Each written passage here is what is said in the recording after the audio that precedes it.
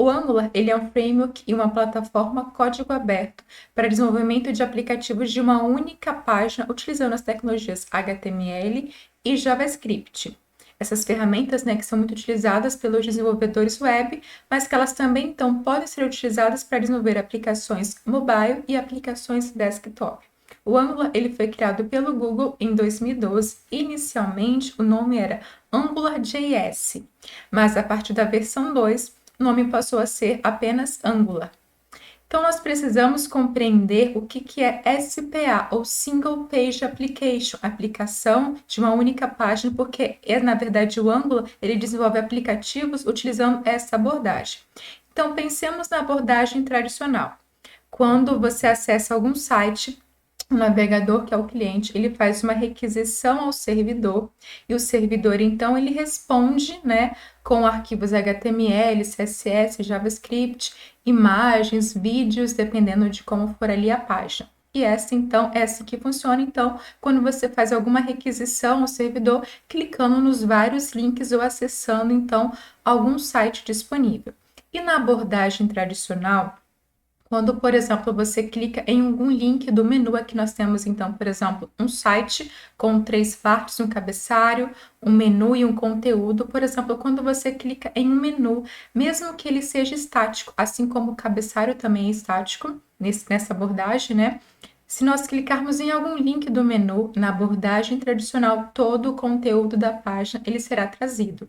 Então, mesmo que o cabeçalho se mantenha o mesmo, o menu permaneça o mesmo, você só quer alterar o conteúdo, né, atualizar essa parte do conteúdo na abordagem tradicional, todo esse conteúdo, né, o conteúdo do cabeçalho e o menu, eles virão também. Então, isso é um problema, porque isso, na verdade, consome recursos, né, de internet. Isso pode ser um problema, né, quando há limitações no uso de internet e também com relação a dispositivos móveis. Então, surge a abordagem do Single Page Application, em que é possível, por exemplo, clicar ali em uma opção do menu e carregar, então, apenas uma opção da página. Por exemplo, carregar apenas o conteúdo, mantendo ali o cabeçalho e o menu, então, inalterados, porque o conteúdo deles, então, permanecerá ali o mesmo. Essa é a abordagem do SPA.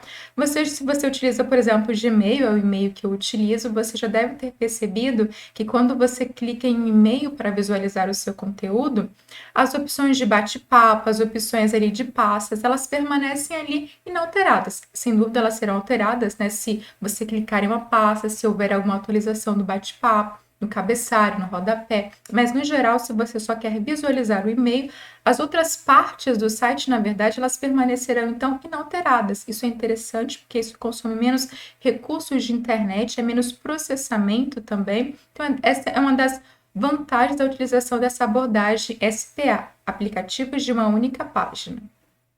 No framework Angular é possível trabalhar utilizando 3 linguagens: o TypeScript, o JavaScript, o Dart.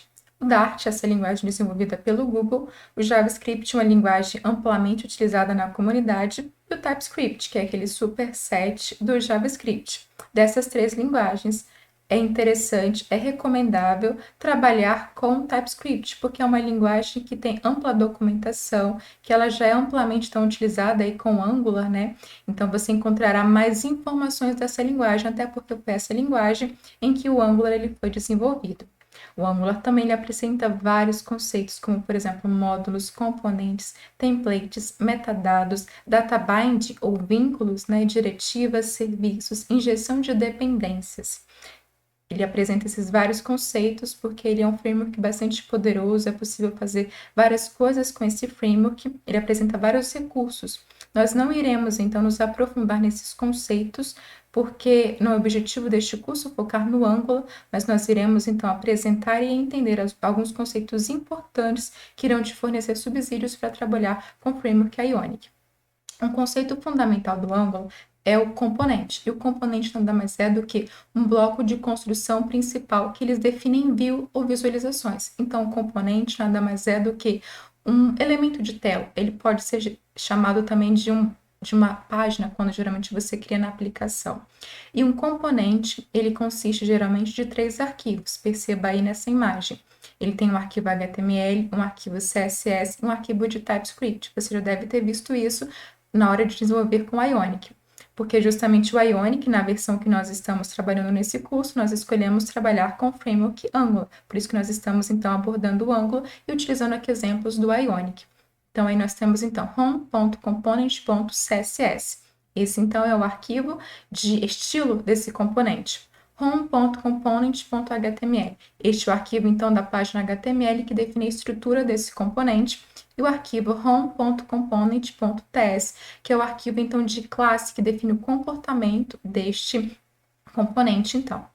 E aqui nós temos, então, definido um arquivo de TypeScript desse componente. Seria semelhante ao slide anterior, ao arquivo home.component.ts. Então, eu acessei esse arquivo e dentro desse arquivo, então, é definido o link para os outros arquivos. Então, perceba que dentro de @component, nesse caso decorator, dentro de parênteses, dentro de chaves, está definido ali, ó, template URL, que no caso é o arquivo home.page.html. Então, foi definido no arquivo de classes, no arquivo TypeScript desse componente, que o arquivo home.page.html é o arquivo, então, que define a estrutura HTML deste componente. E na opção, então, Style URLs, está definido, então, o arquivo home.page.scss, que nesse caso, então, indica qual que é o arquivo de estilo deste componente. Uma aplicação, geralmente ela é formada por vários componentes, e esses componentes, eles estão interligados entre si, e eles acessam, então, opções de vários componentes. Os aplicativos no Angular, eles são formados por módulos, chamados de NG Modules. E o módulo nada mais é do que um bloco coeso de código dedicado a algum domínio da aplicação. Por exemplo, pensando em um sistema acadêmico. É possível ter, então, um módulo para o pedagógico, um módulo para o professor, um módulo para o aluno. E dentro de cada módulo, terá funções, então, específicas. No Angular, o módulo ele pode ter componentes e ele pode ter também serviços, pipes e outras coisas, também outros recursos, né? Então, perceba que o que nós vimos nos slides anteriores, chamados de componentes, eles fazem parte de algo maior, que são os módulos. E os módulos, eles podem estar também relacionados entre si. O módulo raiz de uma aplicação, ele é chamado de app módulo, e ele, na verdade, ele fornece esse mecanismo para inicializar a aplicação.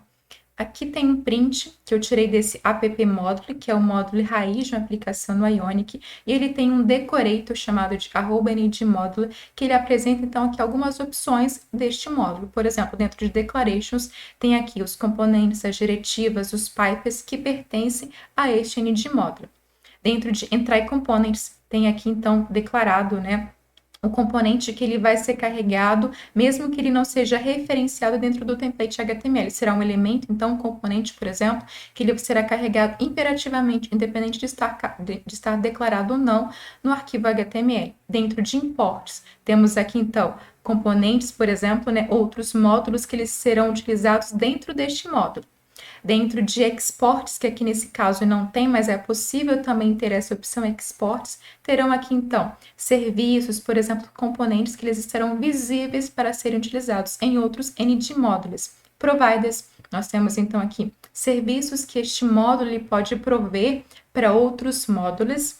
E Bootstrap, essa opção Bootstrap, ela só aparece dentro do módulo raiz, o app módulo, porque na verdade essa é a opção responsável por carregar, por inicializar o aplicativo. Então essa opção só está disponível no módulo raiz chamado de app módulo. Este arquivo, então aqui eu tenho alguns arquivos que eu também tirei um print de uma aplicação Ionic, uma aplicação mais simples. Perceba que o módulo, ele possui alguns arquivos básicos. Então, ali nós temos o arquivo app-routing.module.ts e lá embaixo tem o arquivo app.module.ts. Esses dois arquivos são os arquivos do módulo raiz, chamado de app-module. Então, o arquivo app.module.ts é o arquivo que define, como eu mostrei no slide anterior, essas declarações, então, contidas desse decorator @NGModule, e tem também aqui pode ter algumas definições dentro dessa classe também do módulo. O arquivo app-routing.module.ts apresenta, então, as rotas deste aplicativo. Nós já vimos isso quando nós criamos uma página, um componente, como é possível navegar entre esses vários componentes utilizando as rotas. E esses outros arquivos que começam com app. Alguma coisa, como por exemplo, app.component.html, app.component.scss, app.component.spec.ts, app.component.ts. Esses são arquivos do componente. Lembrando que o módulo, ele na verdade ele possui componente. Então aqui nós temos um componente que está dentro do módulo. Então, a app módulo é ao mesmo tempo um módulo que contém então esse componente. Por isso que você vê esses 6 arquivos. Esse arquivo app.component.spec.ts é o arquivo de teste Jasmine, que ele é criado por padrão quando nós criamos então um componente dentro do Ionic. Lá em cima, dentro da pasta home, nós temos da mesma forma home.routing.module.ts e depois home.module.ts, são os arquivos do módulo dessa página, desse componente home, né? E temos também home.page.html, home.page.scss, home.page.spec.ts e home.page.ts, que são os arquivos do componente. Você já deve ter visto que quando você cria uma página, lembrando que uma página é a mesma coisa que um componente, tá? Falando assim de forma grosseira, né? Quando você cria um componente, quando você cria uma página, você deve ter percebido que um módulo é criado junto.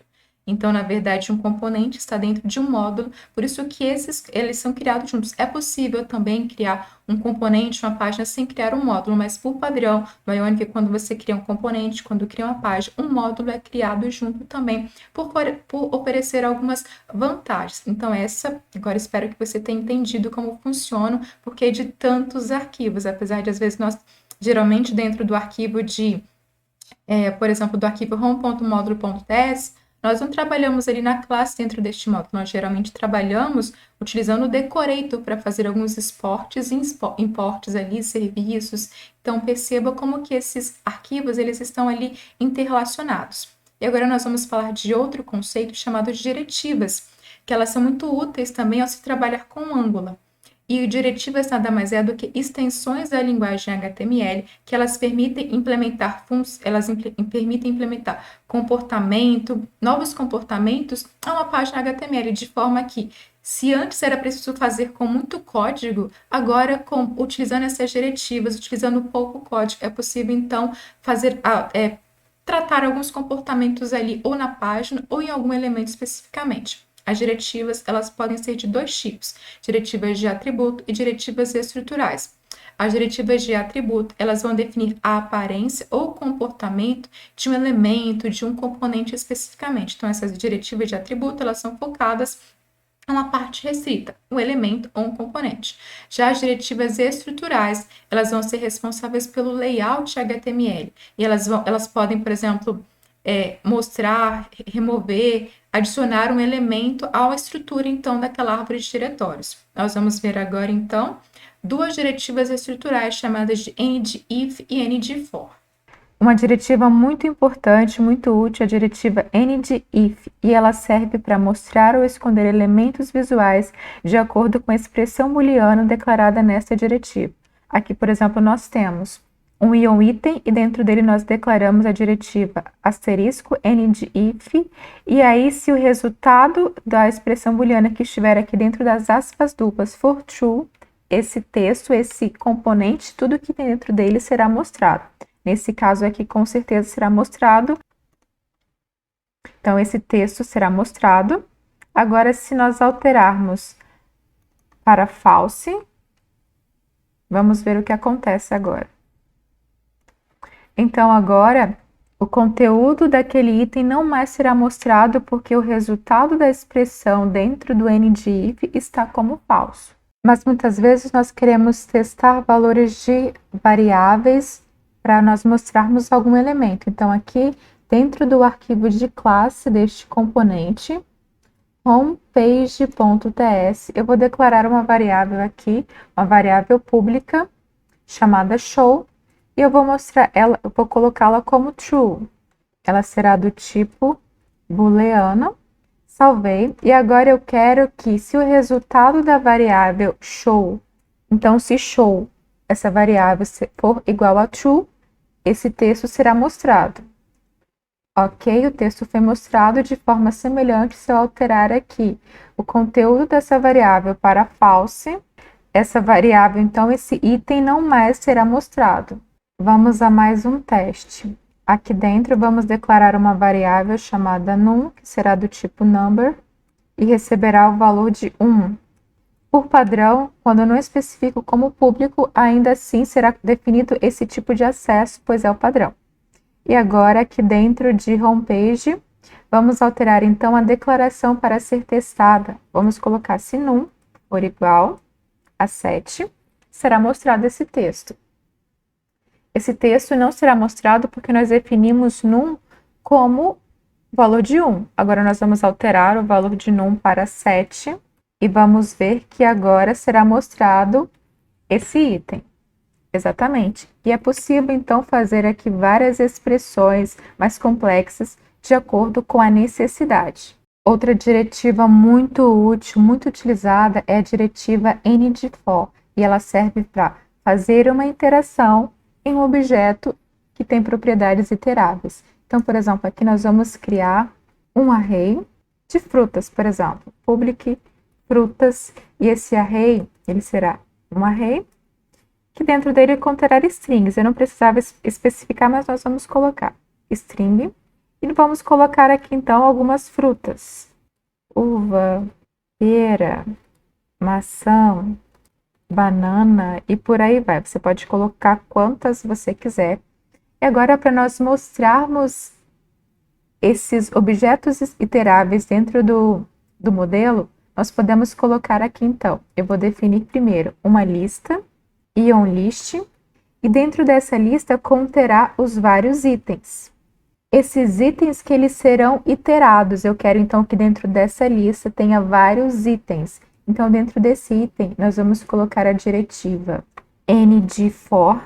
Nós vamos aqui colocar uma expressão de iteração. Então, let f of frutas, que é o nosso array. Então, o que nós estamos falando? Que em cada iteração, na iteração 0, na iteração 1, na iteração 2 e por aí vai, em cada uma dessas iterações, f vai receber, então, o valor de fruta naquela posição. Então, ele vai iterar, por exemplo, esse f irá iterar aqui 4 vezes. E agora nós queremos mostrar, então, essa variável f que recebe naquela iteração o valor de frutas. Para isso, nós vamos fazer um binding. Eu coloco entre chaves duplas e aqui eu coloco, então, f. O que nós estamos fazendo? Nós estamos, quando a gente coloca entre chaves duplas, nós estamos fazendo um binding entre um conteúdo aqui do modelo e um conteúdo da classe desse componente. No caso, nós estamos fazendo um bind com f, que ele, na verdade, acessa o conteúdo de frutas. Vamos ver agora o resultado. Ótimo. E aqui, na verdade, não mostrou nada porque nós não colocamos, dentro do ion item é necessário ter alguma propriedade. Então, por exemplo, vamos definir aqui o ion label desse item. Ion label, e agora, se nós colocamos esse bind, tá? Esse bind também tem o nome de vínculo com essa propriedade. Salve e vamos ver o resultado. Agora sim apareceu. Na verdade, ele não estava aparecendo porque eu não tinha salvo o conteúdo de homepage.ts.